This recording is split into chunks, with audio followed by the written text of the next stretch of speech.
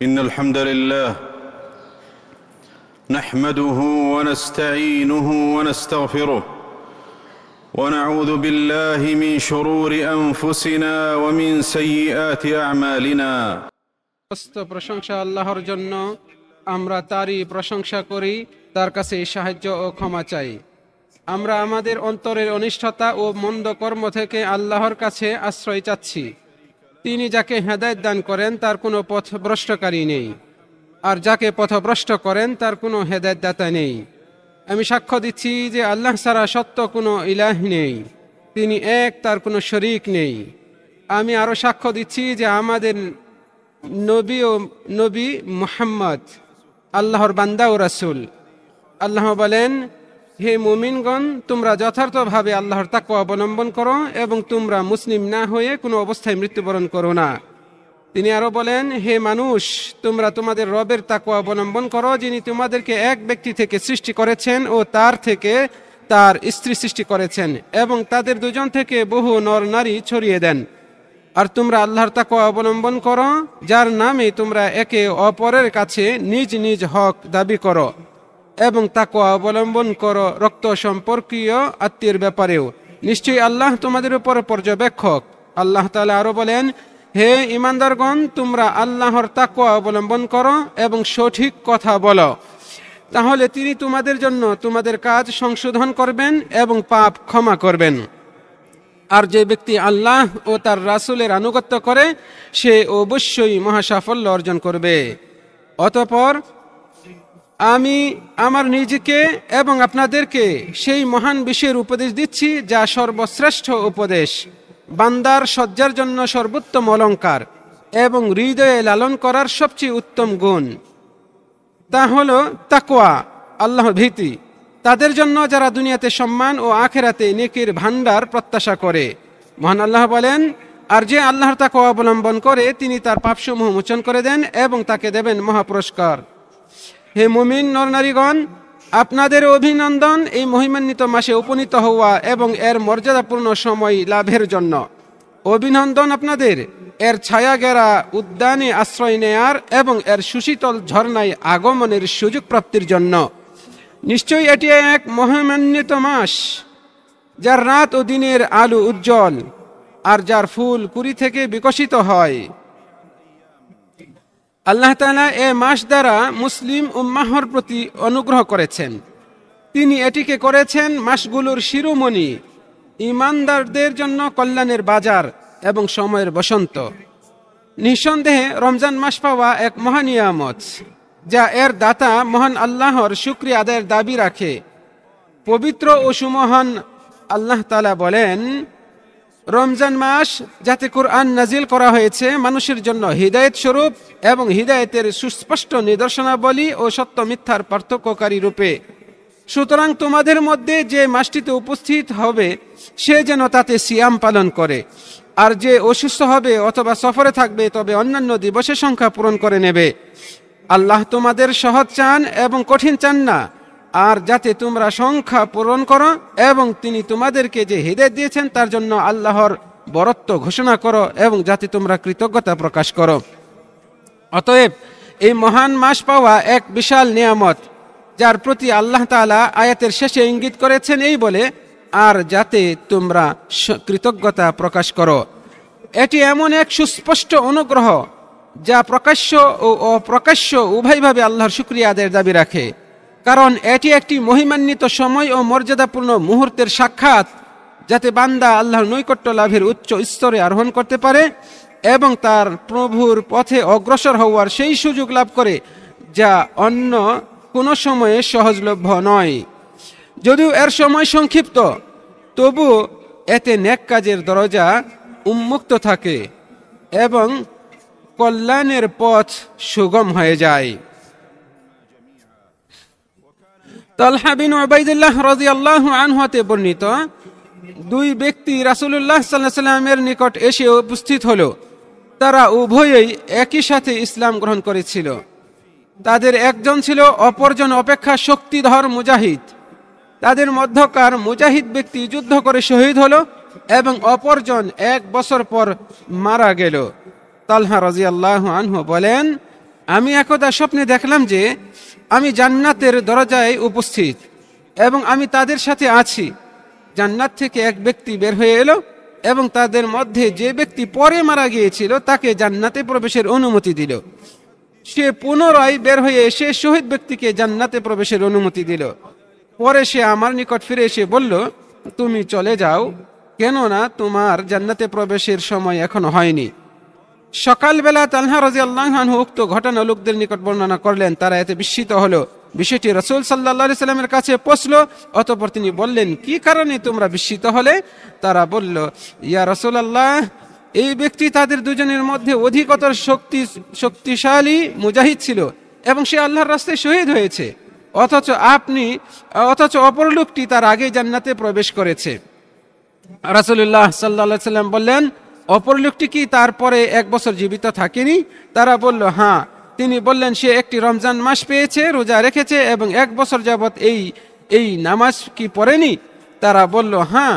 রাসূলুল্লাহ সাল্লাল্লাহু আলাইহি সাল্লাম বললেন, সুতরাং আসমান জমিনের মধ্যে যে ব্যবধান রয়েছে তাদের দুজনের মধ্যে রয়েছে তার চেয়ে অধিক ব্যবধান।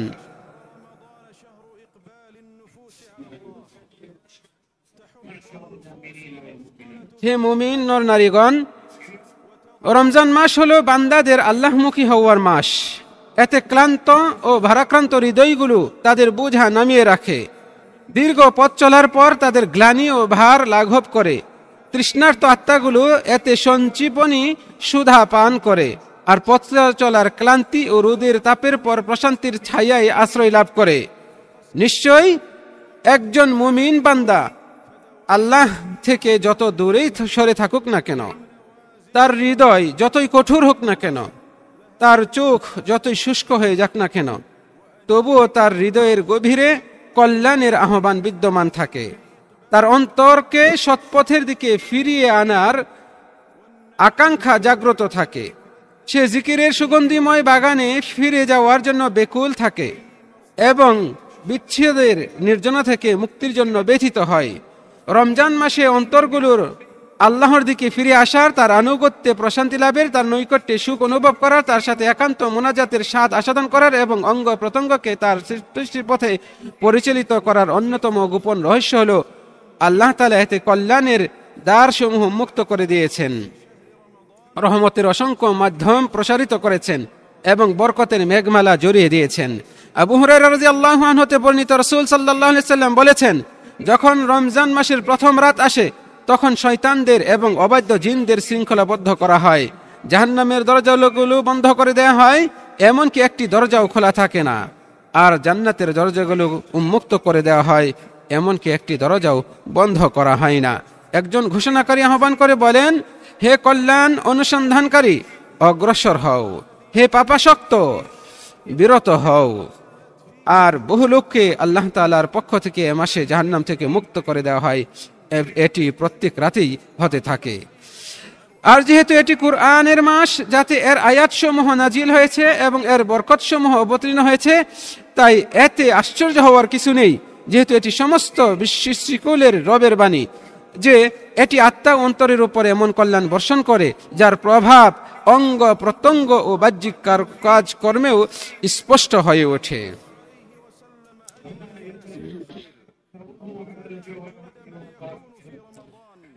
ইবনে আব্বাস রাদিয়াল্লাহু আনহু হতে বর্ণিত, তিনি বলেন, নবী সাল্লাল্লাহু আলাইহি সাল্লাম ছিলেন মানুষের মধ্যে সর্বাধিক দানশীল। রমজানে তিনি আরো অধিক দানশীল হতেন। যখন জিবরিল আলাইহিস সালাম তার সঙ্গে সাক্ষাৎ করতেন, আর রমজানের প্রতি রাতেই জিবরিল আলাইহিস সালাম তার সাথে সাক্ষাৎ করতেন মাসটি শেষ হওয়া পর্যন্ত। নবী সাল্লাল্লাহু আলাইহি সাল্লাম তাকে কুরআন তেলাওয়াত করে শোনাতেন। যখন জিবরিল আলাইহিস সালাম তার সাথে সাক্ষাৎ করতেন, তখন তিনি প্রবাহিত বাতাসের চেয়েও অধিক দানশীল হয়ে যেতেন।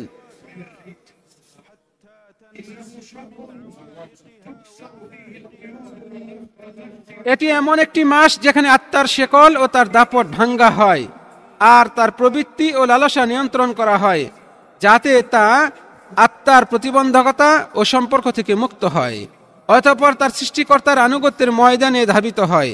সুতরাং তাদের জন্য শুভকামনা যারা এই মাসের মুহূর্তগুলো পেয়েছে ও এর সদ্ব্যবহার করেছে এবং তাদের প্রভুর আনুগত্য ও সন্তুষ্টির পথে প্রচেষ্টা চালিয়েছে। আল্লাহ তাআলা আমার ও আপনাদের জন্য রমজান মাসে বরকত দান করুন, আমাদেরকে কুরআন ও সুন্নাহর মাধ্যমে উপকৃত করুন এবং আমাদেরকে ইহসানের সর্বোচ্চ স্তরে পৌঁছান।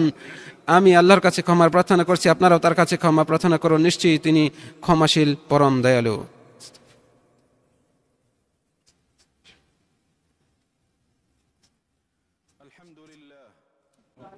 সমস্ত প্রশংসা আল্লাহর জন্য, যার প্রশংসা করা তারই দয়ার অন্তর্ভুক্ত এবং তার নিয়ামতের শুকরিয়া আদায় করাও নিয়ামতেরই অন্তর্ভুক্ত।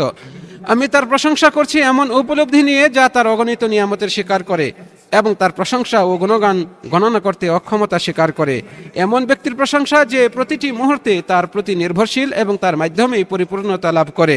আমি সাক্ষ্য দিচ্ছি যে আল্লাহ ছাড়া সত্য কোনো উপাস্য নেই, তিনি এক, তার কোনো শরীক নেই। তিনি তার উপাসত্ব, প্রভুত্ব এবং নাম ও গুণাবলীতে পরিপূর্ণ। তার পরিপূর্ণ সালাত ও সালাম বর্ষিত হোক সৃষ্টির শ্রেষ্ঠ রাসূলদের নেতা ও শেষ নবী মুহাম্মদ সাল্লাল্লাহু আলাইহি ওয়াসাল্লামের প্রতি এবং তার পরিবার ও সেসব সাহাবীর প্রতি যারা ছিলেন হেদায়েতের প্রদীপ এবং এর আকাশের নক্ষত্র। যারা ইহসানের সাথে তাদের অনুসরণ করেন তাদের উপরও যতদিন মেঘ তার বৃষ্টি দান করে এবং বৃষ্টি তার বাড়ি দ্বারা প্রবাহিত করে। অতঃপর হে মুমিন নর ও নারীগণ, রমজান মাসে এমন মহান শরী উদ্দেশ্য ও উচ্চ লক্ষ্য রয়েছে যা মুমিন ব্যক্তিকে এই প্রজ্ঞাময় ও ইলাহি শরীয়তকে গভীরভাবে চিন্তা ও সম্মান করার জন্য প্রেরণা দেয়। এটি একটি শিক্ষালয় যেখানে আত্মা পরিশুদ্ধ হয়, চরিত্রের উন্নতি হয়, লালসা ও প্রবৃত্তি নিয়ন্ত্রণ করা হয় এবং আত্মাকে সৌন্দর্য ও ধৈর্যের শিকল পরানো হয়।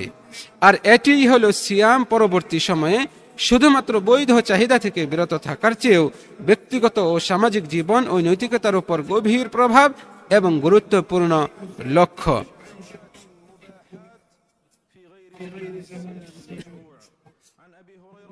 আবু হুরায়রা রাদিয়াল্লাহু আনহু হতে বর্ণিত, রাসূল সাল্লাল্লাহু আলাইহি সাল্লাম বলেছেন, যে ব্যক্তি মিথ্যা বলা ও সে অনুযায়ী আমল বর্জন করেনি তার এ পানাহার বর্জন করায় আল্লাহর কোনো প্রয়োজন নেই। জেনে রাখুন, সিয়ামের বিধান প্রবর্তনের অন্যতম উদ্দেশ্য হলো এর মাধ্যমে দাসত্ব ও ঈমানের সততার বাস্তবায়ন হয় এবং তা বান্দাকে ইহসানের স্তরে উন্নীত করে। রাসূল সাল্লাল্লাহু আলাইহি ওয়াসাল্লাম বলেছেন, ইহসান হলো এই যে তুমি এমন ভাবে আল্লাহর ইবাদত করবে যেন তুমি তাকে দেখতে পাচ্ছ। যদি তুমি তাকে দেখতে না পাও তাহলে তিনি কিন্তু তোমাকে দেখতে পাচ্ছেন। কারণ সিয়াম একটি গোপন ইবাদত এবং বান্দা ও তার প্রভুর মধ্যে একটি গোপন আনুগত্য, যেখানে আল্লাহর প্রতি ইখলাস, সঠিক দাসত্ব এবং সৃষ্টির সামনে ও তাদের অনুপস্থিতিতে আল্লাহর মুরাকাবা বা পর্যবেক্ষণের মর্ম বাস্তবায়িত হয়। বস্তুত বাহ্যিক দিক থেকে লৌকিকতার উদ্দেশ্যে সিয়াম পালনকারী ও আল্লাহর নৈকট্য লাভের উদ্দেশ্যে সিয়াম পালনকারীর অবস্থা একই। এই বিশেষ অর্থ ও গুরুত্বপূর্ণ উদ্দেশ্যের কারণেই আল্লাহ নিজেই এই ইবাদতকে নিজের সাথে খাস করেছেন এবং এটিকে নিজের দিকে সম্পর্কিত করেছেন। এ মর্মে আবু হুরায়রা রাদিয়াল্লাহু আনহু হতে বর্ণিত, রাসূল সাল্লাল্লাহু আলাইহি ওয়াসাল্লাম বলেছেন, আদম সন্তানের প্রতিটি নেক কাজের সওয়াব 10 গুণ থেকে 700 গুণ পর্যন্ত বাড়িয়ে দেওয়া হয়। মহান আল্লাহ বলেন, কিন্তু সিয়াম ব্যতীত, কেননা এটি আমারই জন্য এবং আমি নিজে এর প্রতিফল দান করব। বান্দা আমার জন্য নিজের প্রবৃত্তিকে নিয়ন্ত্রণ করেছে এবং পানাহার পরিহার করেছে, কাজে সে তার খাবার, পানীয় এবং কামনা বাসনা তার রবের ইবাদত ও মাওলার মুরাকাবা হিসেবে ত্যাগ করেছে। তাই সৃষ্টির চোখ তার থেকে দূরে থাকলেও সে তার প্রবৃত্তির অনুসরণ করে না, তার রবের দাসত্ব স্বরূপ। হে মুসলিম উম্মত, নিশ্চয়ই আজকের এই দিনে সৃষ্টির সেরা ও মানবকুলের সর্দার মুহাম্মদ সাল্লাল্লাহু আলাইহি সাল্লামের উপর অধিক পরিমাণে সালাত ও সালাম পাঠ করা একটি মুস্তাহাব আমল। রাসূল সাল্লাল্লাহু আলাইহি সাল্লাম বলেছেন, তোমাদের দিনগুলোর মধ্যে সর্বোত্তম দিন হচ্ছে জুমার দিন, সুতরাং এই দিনে তোমরা আমার উপর অধিক পরিমাণে দরুদ পাঠ করো, কেননা তোমাদের দরুদ আমার নিকট পেশ করা হয়।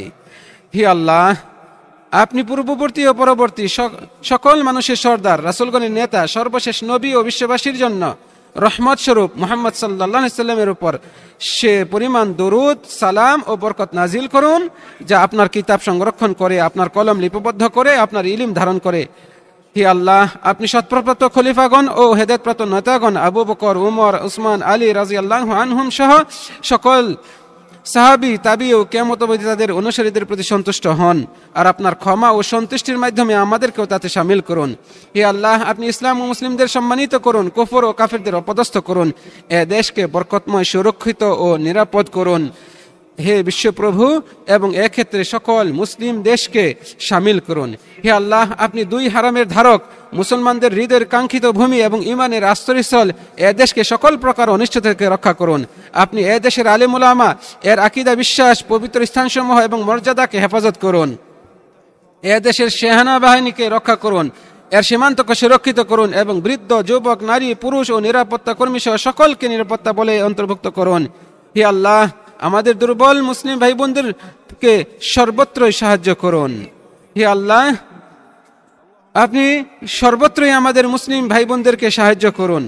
ফিলিস্তিনের মুসলমানদের জন্য সাহায্যকারী ও সমর্থনকারী হয়ে যান। হে আল্লাহ, সর্বত্র মুসলমানদের অবস্থা সংশোধন করে দিন।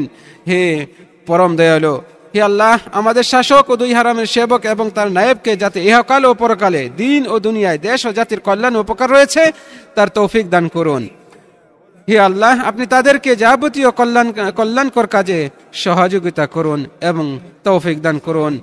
হে আল্লাহ, আমাদেরকে দুনিয়ায় কল্যাণ দান করুন এবং পরকালেও কল্যাণ দান করুন, এবং জাহান্নামের আযাব থেকে রক্ষা করুন। হে আল্লাহ, আমরা আপনার কাছ থেকে আশ্রয় চাই, যা আপনি জানেন যেগুলো আমাদের জন্য ক্ষতিকর তা থেকে। হে আল্লাহ, আমরা আপনার কাছে ক্ষমা প্রার্থনা করছি। আল্লাহর বান্দাগণ, আপনারা রবের শুকরিয়া আদায় করার মাধ্যমে তার অনুগ্রহ স্থায়ী করুন, তার আদেশ মান্য করার মাধ্যমে তার নিয়ামতের হেফাজত করুন, এবং তার দোয়া ও জিকিরে নিবেদিত থাকুন। সমস্ত প্রশংসা একমাত্র বিশ্বপ্রভু আল্লাহরই জন্য।